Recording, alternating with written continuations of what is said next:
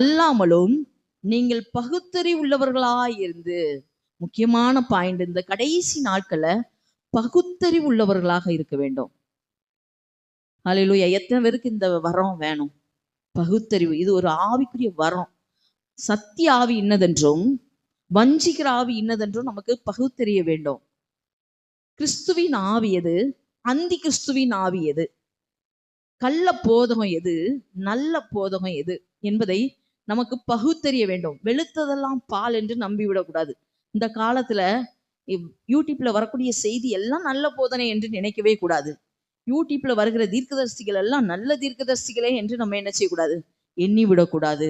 வேத வசனத்தை சரியாய் பகுத்து போதிக்கிறது மட்டும்தான் கரெக்ட்.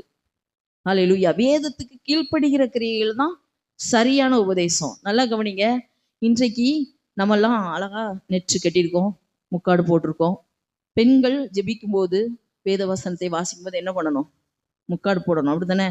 இன்றைக்கு நீங்க யூடியூப்ல எடுத்து பார்த்தீங்கன்னா அநேக சபையில முக்காடே கிடையாது. ஃப்ரீ ஹேர்ல வந்து என்ன செய்யறாங்க, வொர்ஷிப் பண்றாங்க. இதை நம்ம அக்செப்ட் பண்ணணுமா பண்ணக்கூடாதா? வேதத்துக்கு புறம்பாக. அப்போ இதெல்லாம் கள்ளத்தனமான கிரியைகள். சத்ரு அவர்களை வஞ்சித்து கொண்டிருக்கிறான் என்பதை நம்ம புரிந்து கொள்ள வேண்டும். அப்போ நல்லா கவனிங்க. பெண்கள் நிச்சயமாகவே ஜெபிக்கும் போது நம்ம என்ன செய்யணும்? முக்காடு போட வேண்டும் என்று நம்ம பார்க்கிறோம். அப்போ பகுத்தறிவு நமக்கு வேணும்.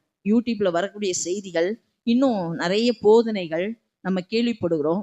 இங்கிருந்தே நாங்க சொல்லக்கூடிய வசனமே வசனத்தின்படி இல்லாமல் வேற ஏதாவது கதைகளோ வேற ஏதாவது காரியங்களையோ நாங்கள் திணித்தால் நீங்க அதையும் பகுத்தறியக்கூடிய ஞானம் வேண்டும்.